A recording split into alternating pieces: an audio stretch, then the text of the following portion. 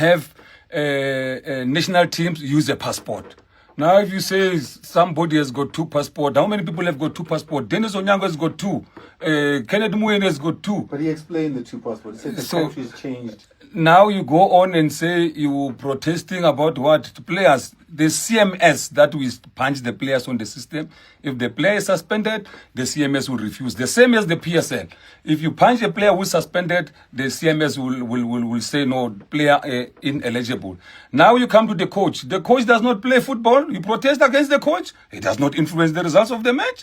So where is the case there? I don't see any case. I've been in these games, CAF, and I've seen it all. You were a CAF referee. Yes, FIFA referee will punch the system, and the system will say player ineligible. So I look at all. I don't see a case. Nothing. I don't see a case.